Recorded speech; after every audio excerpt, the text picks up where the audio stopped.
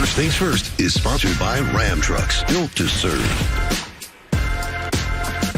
And good morning, everyone. Welcome to First Things First. Jenna Wolf, Nick Wright, Kevin Hart, Antoine Walker, Kevin Wild, and Antoine Walker. That's this morning. I love Kevin Hart. Big upgrade. Shows you what Jenna was watching on Netflix last night. Kevin, he's upstairs. Let me bring him down.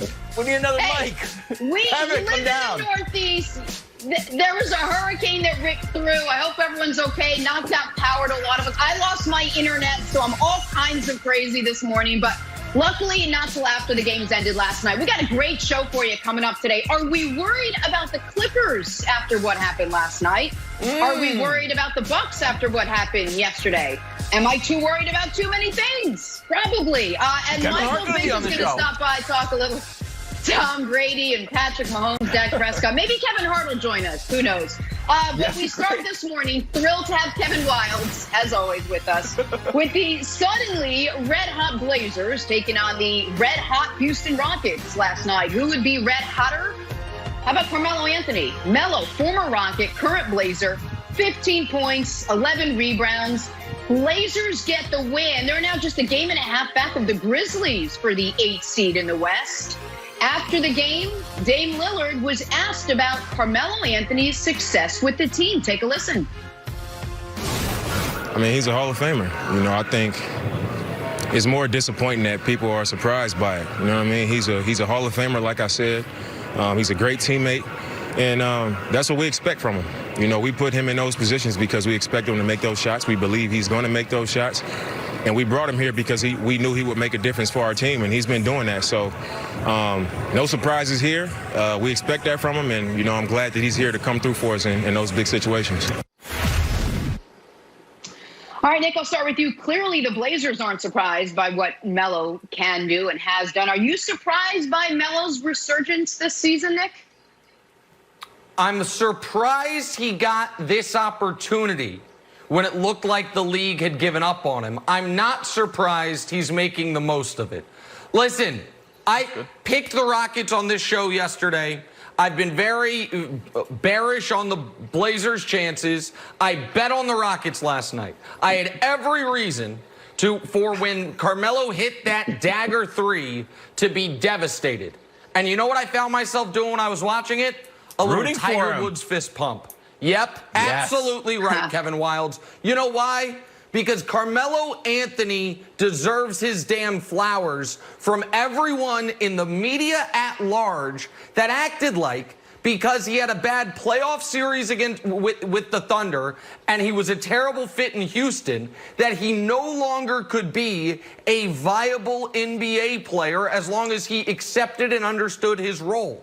The Blazers would be 0-3 in this restart and dead in the water without Syracuse great Carmelo Anthony. He hit 2 corner threes to force overtime in their first game. And in this game, it wasn't just this three. On the defensive end, he got a huge block and a steal in the final 3 minutes as the Blazers were trying to hold on to their lead.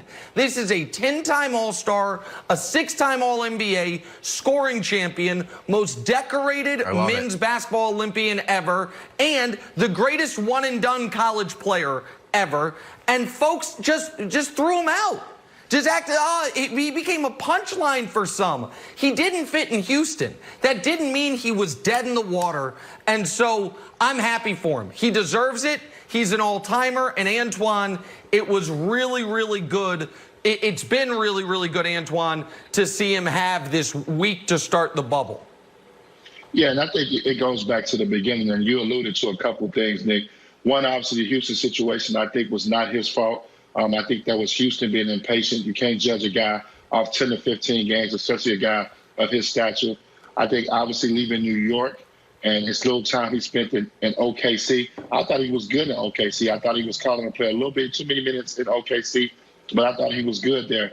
I'm so happy for Melo because he dedicated himself.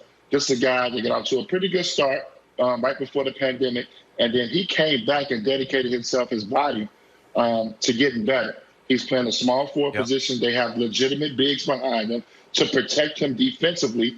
So now he doesn't look as bad defensively. one of the knocks on Melo is that he couldn't play defense. He's making defensive plays now because he have legitimate big men that's behind him, helping them out. So I think that thing plays a part. But you got to remember, he's a scorer, Nick. One thing that Melo can do is put the ball in the basket. So for people to think that he can't not score the basketball is crazy to me. He can score at a high level. There's one thing you're going to always remember Melo for, and that's scoring the basketball. And with Portland, they're giving him an opportunity to score. He's playing 30-plus minutes. With those two guards, you didn't think he'll get these type of opportunities offensively, but they figured out a way to put him into the offense, and he's playing great. And I'm so happy for him because it's very seldom that you get guys like Melo that get to finish their career the way they want to. And I give him a lot of credit. He's done the work that's needed, especially with his body. And Wilds, you saw it. Wilds, you saw the respect from the quotes from the opposition last night. Great players and NBA players don't like when folks in the media, this is why Matt Barnes came after me about Andrew Wiggins.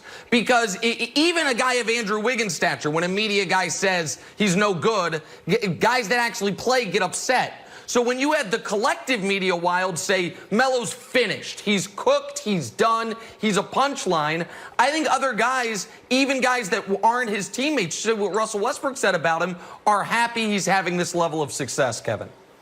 Yeah, so I did a project with Melo this summer. It was called Hoodie Season. I worked for a soccer company and we said, hey, we need some stars involved. We want to do some behind-the-scenes stuff. So we had a meeting with Melo. I was like, Melo, like, what are your ideas? He's like, I got an idea called Hoodie Season. I was like, oh, I'm into that. I was like, what is it? He's like, Hoodie Season is like, Hoodie Melo that we're showing the video of. It's like, Hoodie Season is a mentality when you're getting locked in. It's because he didn't have a team.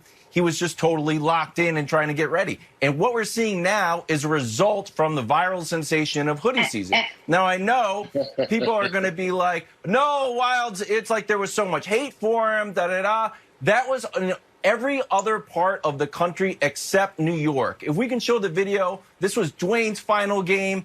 And when Melo got the ball here and faked the shot, watch everybody, whoa! New York loves Carmelo. We're happy that he's doing well. And if we can throw up his stats there, Dusty, he's doing fantastic in the bubble. And, Jen, I'll throw it to you in 1 second, but I just want to talk about what Antoine said. When you talk about finishing his career, look, I think the Blazers get into the playoffs. We'll see how they do against Knicks Lakers. Nick is being very nice to Carmelo. And we don't want to, he's not so nice to the rest of the team. But I also think he eventually comes back to New York. That's going to be the way he finishes his career. So this is not done yet. He's still got another year in him at least. Sorry, Jenna, go ahead. But Antoine, a lot of it is also that he's accepted his role now. He doesn't have to be the star of a team. And now that he knows who he is, and I think in Houston there was a lot of that pressure where, was he going to go out there? What was his role? Was he coming off the bench? Now he can go out there. He's got good teammates around him. He's got good weapons around him that he can sort of be and play his game, and I think that's where he's thriving. Isn't that part of it as well? Oh, without question. It's unfortunate that he had to wait as long as he did to get picked up, but, good things come to those who wait. Portland was in desperate need of another scorer. They had a ton of injuries, and he got put into the right situation. That was the biggest problem when Melo was sitting out. Nobody knew where he could go, and would he be willing to accept the role. I think his press conference in OKC, when they asked was he going to start, come off the bench, did not help him out a lot with other teams because teams felt like he wanted to be in the position that he's in now. And a lot of teams was not willing to give him that opportunity. But through injuries and taking advantage of an opportunity in Portland where they needed his help, he's flourished. And you got to give Melo a lot of credit.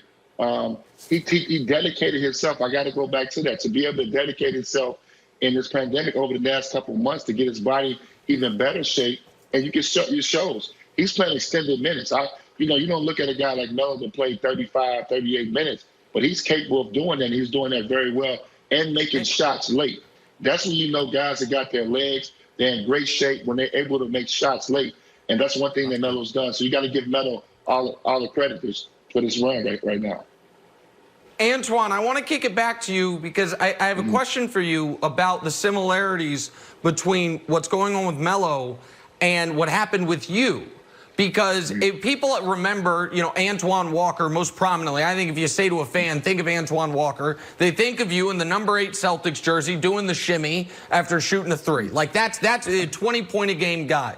But then when Boston moved on from you after Danny Ainge knifed you, one of the many players he's knifed, we don't have to get into that, Shannon. All right. I think that there was a bit of a narrative that, okay, Antoine Walker's done.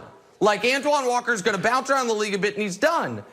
And you get to Miami, and when you guys win the title, you started every single playoff game for them that year, if I'm remembering correctly. Like, do you see some similarities between what Melo's going through and where he's at now and you in Miami after you had been in Dallas and after you'd left Boston?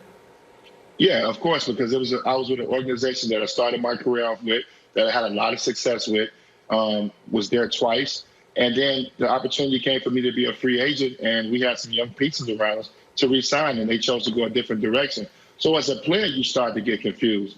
But luckily, I got an opportunity to do something that I never did in my career, and that's join a championship team.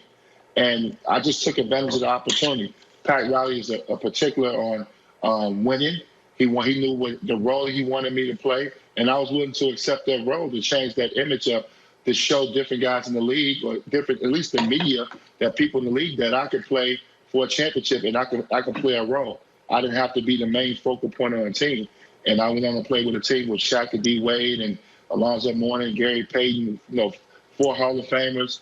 And, you add the Posies of Donald House, Jason. Well, that's a loaded team, and I accepted my role very well. I was in the prime of my career.